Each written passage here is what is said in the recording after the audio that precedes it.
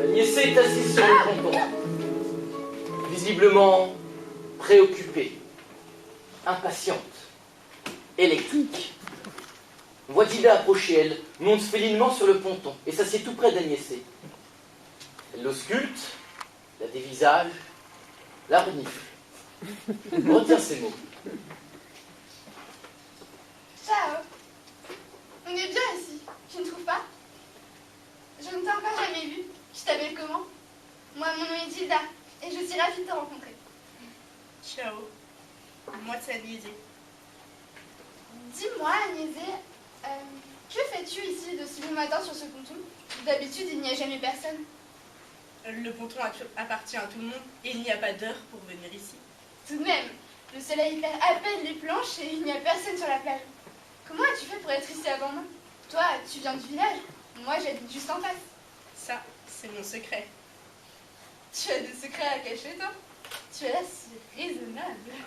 Il y a des secrets, un secret. Et on peut savoir quel genre de secret? De toute façon, maintenant que tu es sur le ponton, tu vas tout savoir dans les minutes qui viennent. Alors pas besoin d'attendre plus longtemps.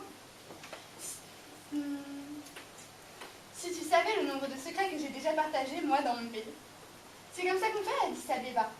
La nuit, on attend que la lune se lève et on se réunit avec les gens qu'on aime bien dans un endroit caché pour pouvoir se parler tranquillement. Sous les rayons de la lune, comme ici sous les rayons du soleil. Tiens, je vais t'en dire un, moi, de secret.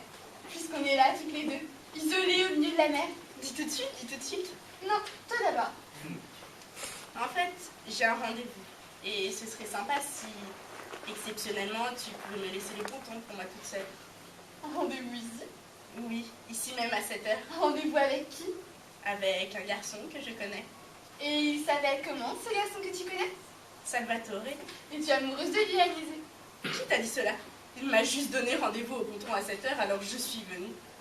Et puis, de toute façon, tu en sais déjà bien assez, Gilda. Allez, c'est à ton tour. Dis-moi ton secret. Eh bien, moi, c'est un plus gros secret que le tien. Je suis venue ici cette nuit pour rêver d'amour. Et j'y reviens ce matin. Hier, en me promenant au village avec ma sœur Gina, je suis tombée amoureuse. Je n'ai pas honte de le crier fort. Amoureuse! Tu vois ce que je veux dire? Gina dit que ce n'est pas sérieux, qu'il faut se méfier des coups de foudre. Mais elle est toujours trop réservée. Et puis, de toute façon, ce garçon me plaît vraiment. Et crois-moi, je vais tout faire pour le séduire. Tout faire pour le séduire? Et comment vas-tu t'y prendre? Et d'abord, dis-moi à quoi il ressemble, parce que je dois forcément le connaître. Bien consciente de son pouvoir sur la jeune Sicilienne, dont elle perçoit d'ailleurs toute l'impatience et la maladresse, Gilda fait durer la devinette avec une jubilation presque sadique. Complètement captivée par la grâce et la souplesse de cette femme qui a pris les airs du serpent, Agnès goûte déjà le fruit qu'elle semble lui offrir sur un plateau. Si bien que, dans ce double jeu de séduction, ni l'une, ni l'autre ne s'aperçoivent que Salvatore est en train de nager dans leur direction.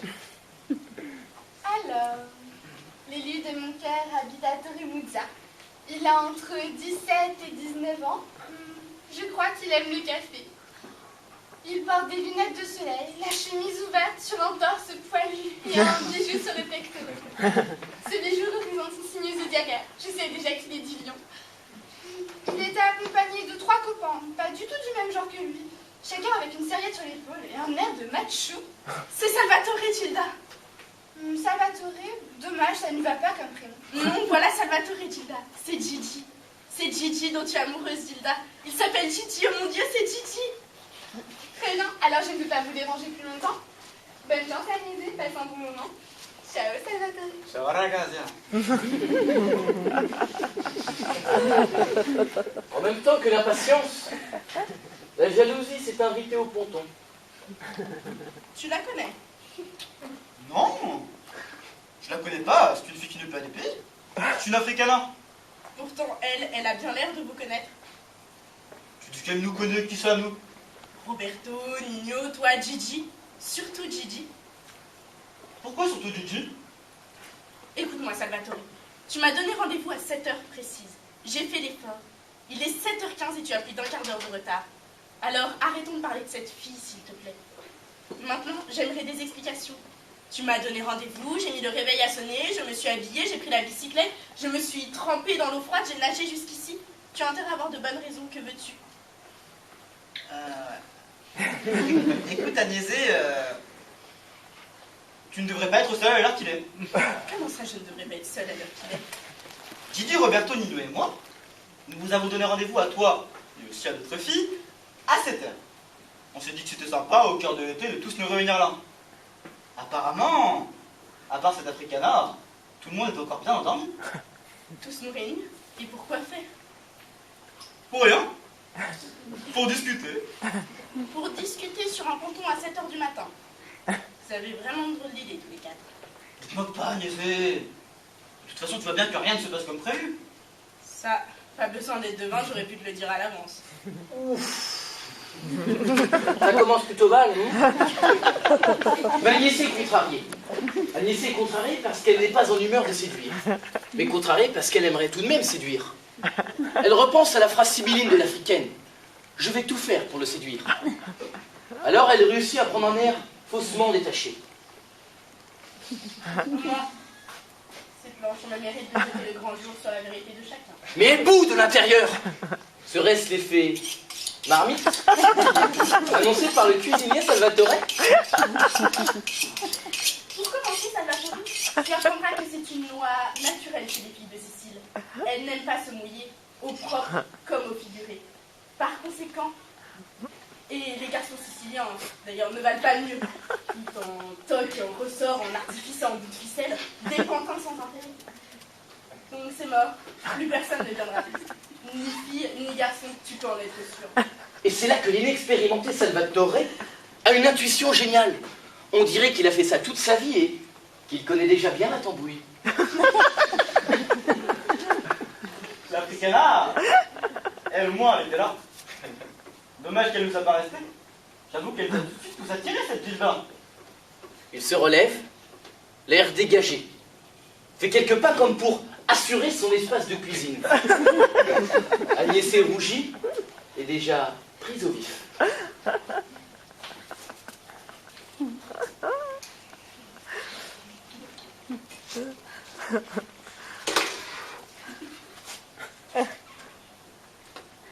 On est bien là-dessus, tu ne trouves pas, Agnès? On a l'impression d'être sur une scène de théâtre. Sur le balcon de Roméo et Juliette. Tu te souviens, Salvatore? Tu imagines ce que tu veux. Tu fais ton cinéma. Et si par hasard, il y a une fille sur le ponton, tu la fais entrer dans ton jeu. Tu lui donnes la réplique. Génial. Toi, tu es déjà monté sur le balcon. Et ton balcon a vue sur mer. Alors regarde vers le large, Agnès. Est-ce que tu sens comme moi ta poitrine qui se gonfle et tes pupilles qui se dilatent? Il lui bourrife les cheveux, ça donne un effet studio. Comme ça te va mieux. Le feu est vif, là. Reste plus qu'à saisir la viande. Agnès, ces cheveux dans tes yeux, ça te donne un air sauvage. À tout faire craquer. Embarquons-nous tous les deux. Tes cheveux se soulèvent. Ta bouche est humide.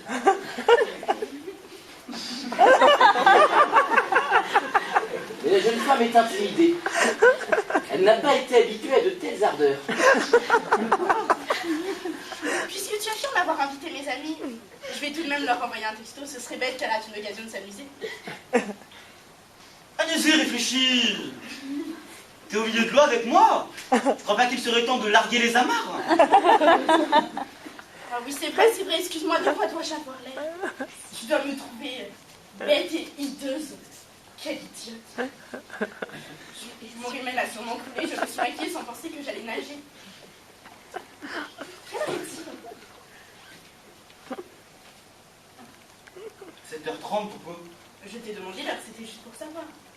Tu sais, ça fait drôle d'être avec toi comme ça au milieu de l'eau, sans personne autour de nous, sans texto, sans maquillage. Ça me donne l'impression de dériver, d'être hors du temps. Et Gigi, et l'Africana, je veux dire cette Gilda, elle avait pourtant bien l'air de l'attendre. Oui, Gigi devait venir lui aussi. Il a dû renoncer au dernier moment. Peut-être qu'il avait peur de sauter à l'eau. Peut-être qu'il fait partie de ceux que tu appelles des girouettes. Mais toi, tu as été plus courageuse que tous les autres. C'est chaud là, non? C'est même très très très chaud. Il ne reste plus qu'à porter les stockades, le couteau de cuisine.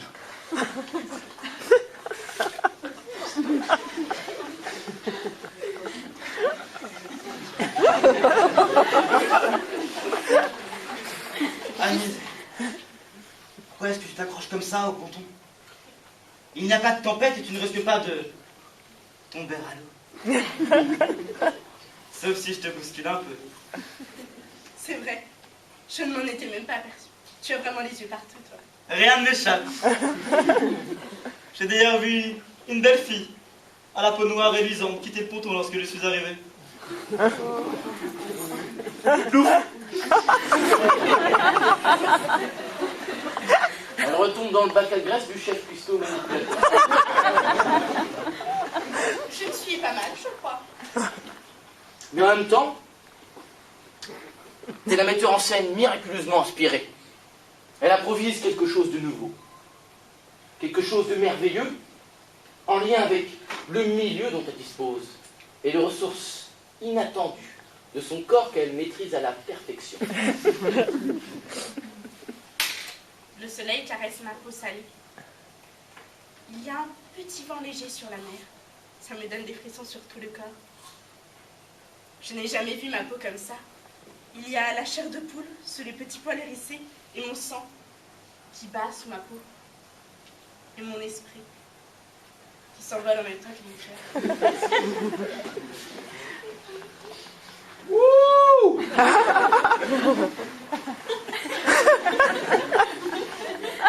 Elle se relève, l'air dégagé, met les mains sur ses hanches, prend une position avantageuse, elle regarde vers la plage. C'est adoré. M'as-tu déjà bien regardé?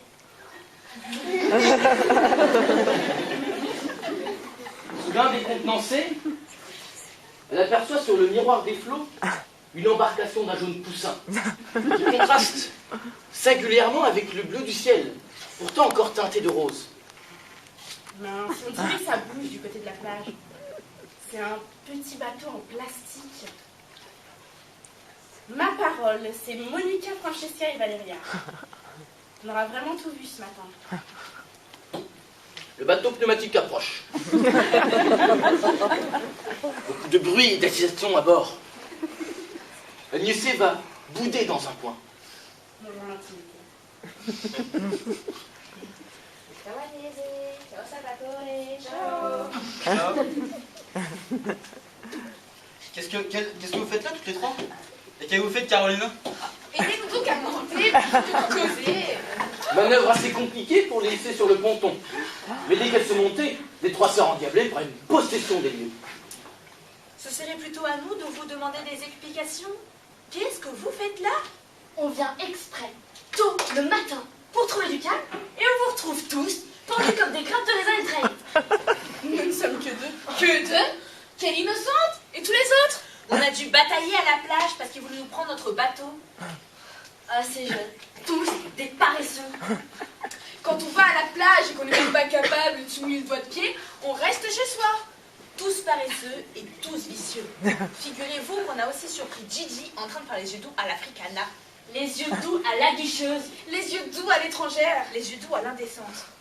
Allez savoir ce qu'ils sont en train de tramer en ce moment. C'est honteux, ils se connaissent à peine.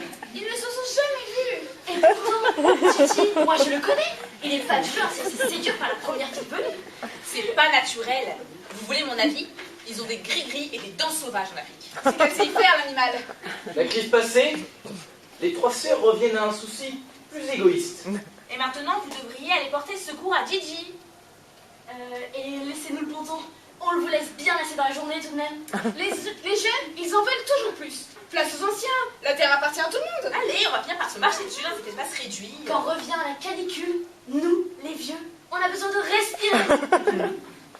C'est un acquis social. C'est un acquis social. C'est un acquis social. Gigi et l'Africaine ensemble. Ensemble, rien que tous les deux. Une fille d'Afrique avec un garçon du pays. Mais comment a-t-elle fait? Bien vite, Salvatore, retournons sur la plage, j'ai envie de savoir. Je plonge. Il faut qu'on aille voir ça. Plonge avec moi, Agnese. Je crois que tu m'as fait venir ce matin.